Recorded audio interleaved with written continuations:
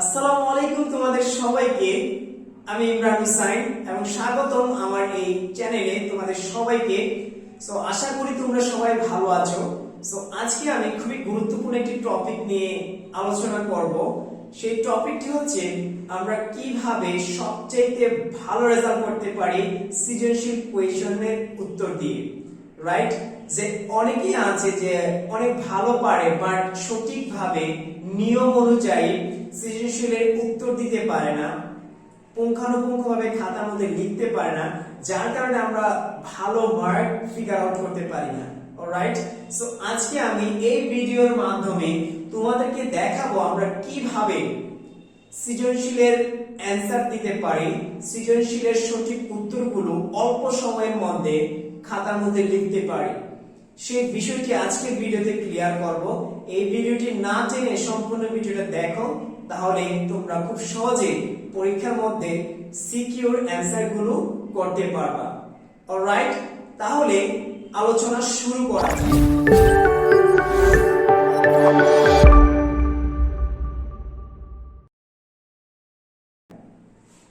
দেখো, প্রথমে যে সৃজনশীলতা থাকে সেটা হচ্ছে জ্ঞানমূলকের ক নম্বরে থাকে। সেই সৃজনশীলটা সংজ্ঞা চায় অথবা কোন একটা বিষয়ের নাম চায় বা সাল চায়, যেটাই চাক না কেন আমরা ক নম্বর সর্বোচ্চ সময় নিব 1 মিনিট। আমরা 1 মিনিটের মধ্যে ক নম্বরের সৃজনশীলের উত্তরটা যেন করতে পারি সেই বিষয়টা আমাদের মাথায় রেখে উত্তর দিতে হবে। রাইট, এটা নিয়ে তেমন আলোচনা নেই, জাস্ট আমরা 1 মিনিটের মধ্যে সৃজনশীলের অ্যানসারটা করতে হবে ক নম্বরে। অলরাইট, নেক্সট যে রয়েছে সেটা হচ্ছে খ নম্বরের অ্যানসার। সেটা আমরা ভালোভাবে এবং টু দা পয়েন্ট অ্যানসারটা করতে হবে। ঠিক আছে, প্রশ্ন যেটা চাওয়া হবে সেটার উপর ভিত্তি করে আমাদের টেক্সট বইয়ের আলোকে বর্ণনা করতে হবে। দেখো, আমরা দুটো স্টেপ দিয়ে খ নম্বরের অ্যানসারটা করব দুইটা স্টেপে। প্রথম স্টেপটা হচ্ছে আমাদের সংজ্ঞা অথবা থিওরিটিক্যাল পয়েন্ট। ঠিক আছে, যে বিষয়টা জানতে চাইবে সেই বিষয়টার মূল বৈশিষ্ট্য অথবা থিওরিটিক্যাল মানে যে প্রশ্ন থাকবে সেটা সংজ্ঞাটা দিব অথবা তার বৈশিষ্ট্যটা দিব। আমরা দেওয়ার পর সলিড 1 মার্ক তুমি পেয়ে যাবা। 2 মার্ক তো আমরা 1 মার্ক পেয়ে যাব সংজ্ঞাটা বা যে বৈশিষ্ট্যটা আছে সেই বৈশিষ্ট্যটা যদি দিতে পারি প্রপারলি আমরা, তাহলে চলে গেল আমাদের প্রথম স্টেপের কাজ। দ্বিতীয় স্টেপের কাজটা হচ্ছে যে বিষয়টা জানতে চাওয়া হয়েছে সেই বৈশিষ্ট্যটা আমরা লিখেছি, এখন ওই বৈশিষ্ট্যর বর্ণনা করব আমরা according to text book. Text বইয়ের আলোকে আমরা ওই বৈশিষ্ট্যটাকে কি করব, এলাবোরেট করব, আলোচনা করব, বর্ণনা করব। সেটা সর্বোচ্চ 1 পেজের মধ্যে। আমরা 1 পেজের মধ্যে 7 থেকে 8 লাইন লিখব। খুব ভালোভাবে, বেশি লেখার দরকার নাই আমাদের। আমাদের খ নম্বরে থাকবে 2 মার্ক। 2 মার্কের জন্য আমরা সর্বোচ্চ 7 থেকে 8 লাইন লিখব এবং খুব মেইন বিষয়গুলো লিখব আমরা এই দুইটা স্টেপের মাধ্যমে। প্রথম স্টেপটা থাকবে সংজ্ঞা বা থিওরিটিক্যাল পয়েন্ট বা কোনো বৈশিষ্ট্য থাকবে ওই প্রশ্নে, তারপর ওই বৈশিষ্ট্যটা যেটা লিখব সেটার বর্ণনা করব আমরা টেক্সট বইয়ের আলোকে কি করব, বর্ণনা করব। এটা সর্বোচ্চ সময় নিব আমরা 3 মিনিট।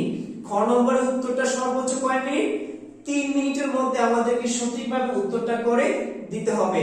তার মানে ক এবং খ এই দুইটি সৃজনশীল প্রশ্ন 1 পেজের মধ্যে আমাদেরকে কি করতে হবে, লিখতে হবে। এটা হচ্ছে স্ট্যান্ডার্ড ফর্মুলা। আমরা 1 পেজের মধ্যে ক এবং খটা লিখব। আর আমরা যদি সৃজনশীলের খ নম্বরটা লিখি তাহলে এইভাবে স্টেপ দিয়ে দিয়ে আলাদা করে আমরা জাস্ট রচনার মতো লিখলে হবে না। আবারও বলি, ভালো করে শুনো। আমরা খ নম্বর যদি রচনার মতো লেখা শুরু করি 1 প্যারায় হবে না। তোমাকে 2 মার্ক দিয়েছে, 2 মার্কের জন্য 2টা প্যারা দিবা, 2টা স্টেপে লিখবা। রাইট, তাহলে টিচাররাও খাতা দেখতে স্বাচ্ছন্দ্য বোধ করবে, তোমাদেরকে মার্কও দিতে চাইবে। রাইট, তাহলে আমরা খুব সহজে অল্প সময়ের মধ্যে অল্প লিখে এই 2টা স্টেপের মাধ্যমে আমরা কি করব, খ নম্বরের উত্তরটা লিখব। তাহলে আমরা কিভাবে লিখব, 3 মিনিটে লিখব খ নম্বরটা আর 1 মিনিটে লিখব ক নম্বরটা। তার মানে আমরা 4 মিনিটে আমাদের ক এবং খ শেষ এবং এই দুইটা সৃজনশীল 1 পেজের মধ্যে আমরা লেখার চেষ্টা করব আর কি। এখন আমরা গ নম্বর এবং ঘ নম্বরটা ভালোভাবে দেখবো কিভাবে লিখতে হয়। তাহলে চলো দেখে নি, মন দিয়ে ভিডিওটা তোমরা দেখো একটু। দেখো প্রথম যেই পয়েন্টটা লিখতে হবে আমাদেরকে, সেই পয়েন্ট হচ্ছে পয়েন্ট অফ ভিউ, তার মানে বৈশিষ্ট্য, নাম, এটসেট্রা। অর্থাৎ প্রশ্নের মধ্যে যেটা চাইবে সেই বিষয়ের উপর আমরা জাস্ট এক কথায় মেইন থিমটা লিখবো, অথবা বলতে পারো কোয়েশ্চেনের সামারিটা। অলরাইট, সামারিটার নামটা বলবো, বৈশিষ্ট্য বা যেটা চাইবে সেটার উপর আমরা এক কথায় একটা উত্তর দিব। তারপরে কি করব আমরা, তারপরে দ্বিতীয় স্টেপে আমরা লিখবো describe the point of view, বৈশিষ্ট্য বর্ণনা করা। অর্থাৎ যে পয়েন্টটা লিখবো আমরা প্রথম স্টেপে, সেই স্টেপের বিষয়টি আমরা বর্ণনা করব পুঙ্খানুপুঙ্খভাবে according to our question. Alright, so আমরা প্রশ্ন পড়া অনুযায়ী আমরা কি করতে হবে, বর্ণনা করতে হবে আমাদেরকে। তাহলে বিষয়টা ক্লিয়ার? আচ্ছা, 3 নম্বর স্টেপে কি করব আমরা, 3 নম্বর স্টেপে করব উদ্দীপক ও টেক্সট বুক অনুযায়ী কি করতে হবে আমাদেরকে, উদ্দীপক ও টেক্সট বুক অনুযায়ী বর্ণনা করতে হবে।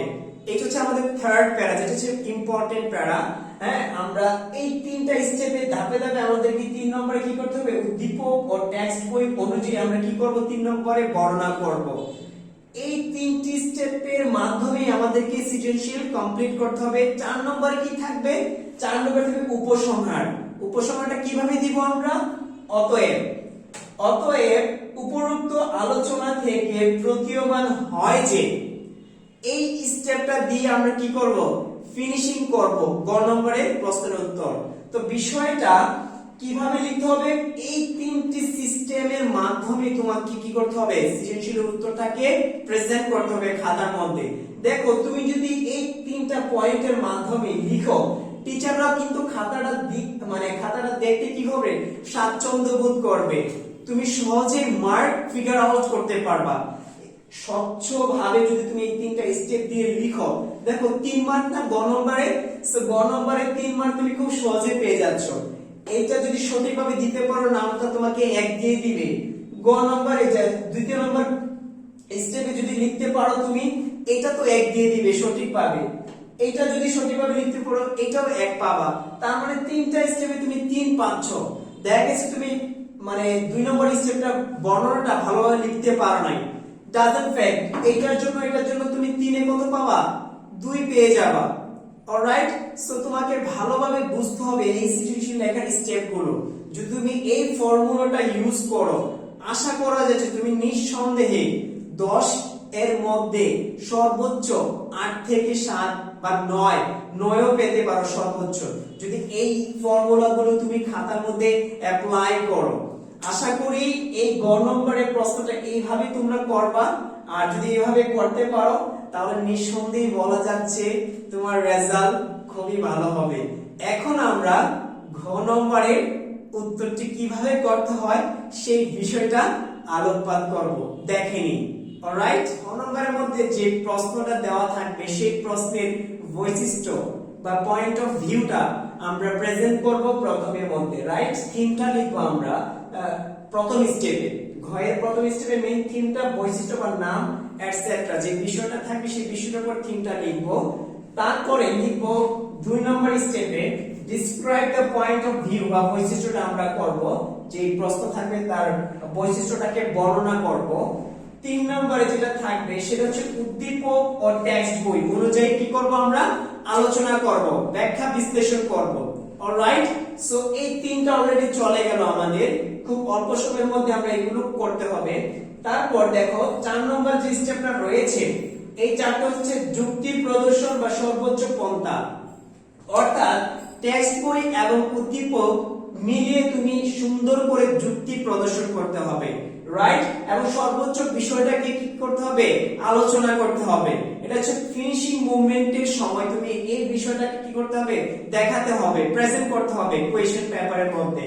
তারপরে কি করতে হবে, লাস্ট যে ফিনিশিংটা দিবা সেটা হচ্ছে সুতরাং লিখে উক্ত বিষয়টি পুঙ্খানুপুঙ্খভাবে আলোচনা করে প্রতীয়মান হয় যে এই কথাটা বা এই বাক্যটি লিখে সেই বিষয়টাকে উল্লেখ করবা।